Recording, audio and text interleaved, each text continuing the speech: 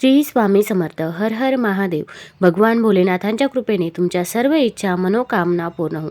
येत्या 8 मार्चला महाशिवरात्र आहे आणि महाशिवरात्रीमध्ये आपण शिवपूजा ही तर करतच असतो, पण त्यामध्ये सर्वात महत्त्वाचं म्हणजे बेलाचं पान आपण शंकरांना वाहत असतो. तर बेलाचं पान कशा प्रकारे वाहावं, तसेच बेलाचं पान वाहताना कोणत्या चुका करू नये. बेलाचं पान वाहताना तुम्ही जर हा मंत्र म्हटला तर तुमची प्रत्येक इच्छा ही नक्कीच पूर्ण होईल. तसेच ज्यांना शिवशंकरांची पूजा महाशिवरात्रीच्या दिवशी करणे शक्य नाही, तर त्यांनी कोणती 5 मिनिटाची सेवा घरीच करावी याबद्दलची सर्व माहिती मी आज तुम्हाला या व्हिडिओमधून देणार आहे. तत्पूर्वी तुम्ही चॅनलवरती नवीन असाल तर चॅनलला लाईक करा आणि सबस्क्राईब देखील करा. कमेंटमध्ये श्री स्वामी समर्थ तसेच हर हर महादेव लिहायला विसरू नका.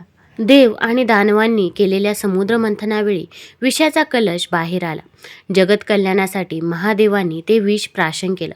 त्या विषाचा दाह शंकरांना सहन होईना, तेव्हा बेलाच्या पानाचा वापर करण्यात आला.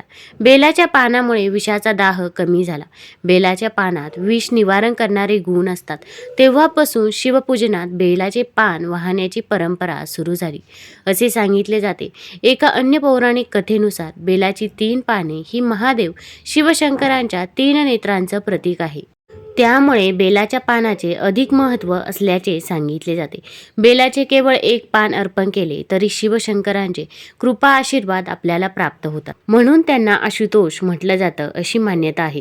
अन्य एका पौराणिक मान्यतेनुसार बेलाच्या पानाला ब्रह्मा, विष्णू आणि महेश यांचे प्रतीक असल्याचे सांगितले जाते. शिवपुराणात बेलाचे पान शिवाचं प्रतीक असल्याचा उल्लेख आढळून येतो.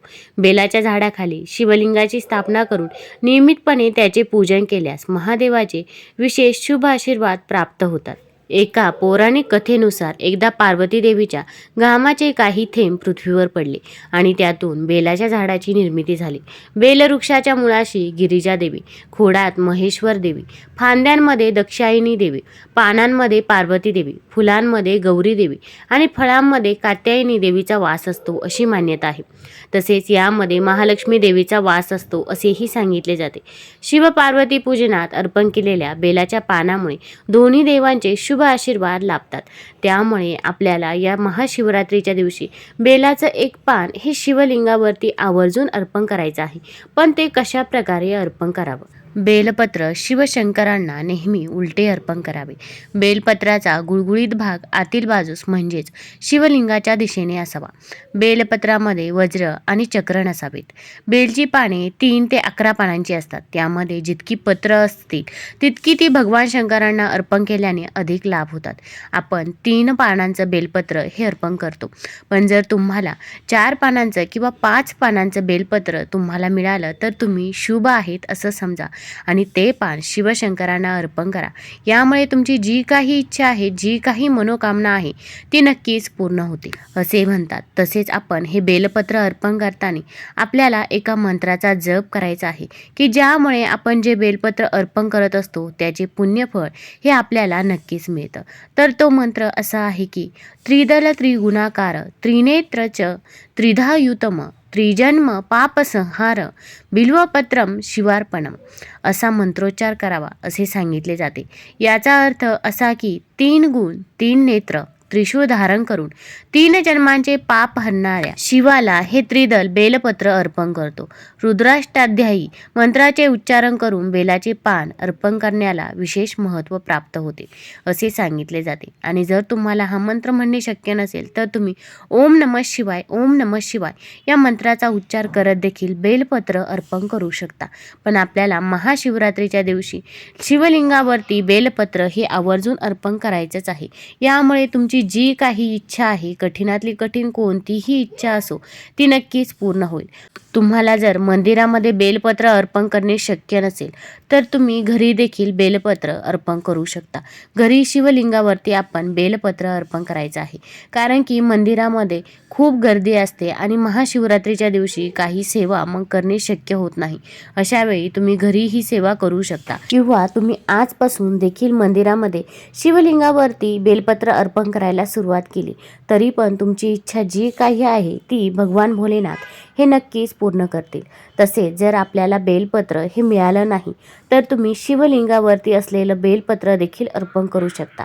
तर आपण शिवलिंगावरील बेलपत्र हे घ्यायचं आहे, ते स्वच्छ पाण्याने धुवून काढायचं आहे आणि त्यानंतर बेलपत्र तुम्ही परत शिवशंकरांना अर्पण करायचं आहे.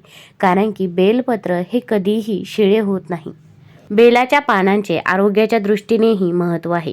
काही जाणकारांच्या मतानुसार बेलाची पाने तोडताना शिवाचे नामस्मरण केले पाहिजे.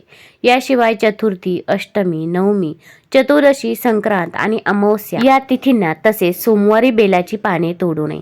तसेच आपल्याला महाशिवरात्रीच्या दिवशी देखील बेलाचं पान हे चुकूनही तोडायचं नाही.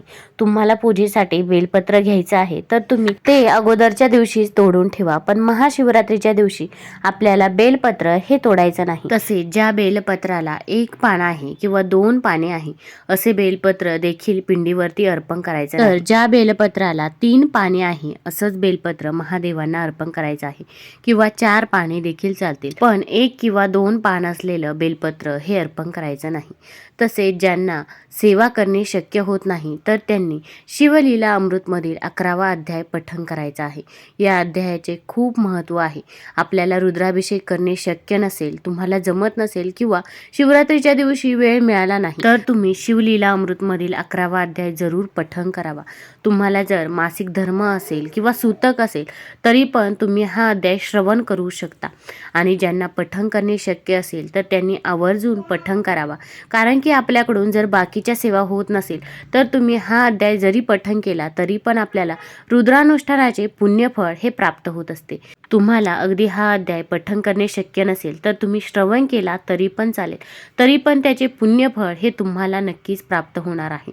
तुम्ही आजपासून जरी शिवलीला अमृतमधील 11वा अध्याय पठण केला, श्रवण केला तरी पण चालेल, तरी पण महादेव हे तुमच्यावरती प्रसन्न होतीलच व तुमची जी काही इच्छा आहे, जी काही मनोकामना आहे ती नक्कीच पूर्ण होईल. पण आपण सेवा करायला चुकायचं नाही. आपण जर सेवा केली तरच आपल्याला त्याचे फळ हे मिळणार आहे. व्हिडिओ आवडला असेल तर लाईक करा, सबस्क्राईब करा. हर हर महादेव कमेंटमध्ये जरूर लिहा. धन्यवाद.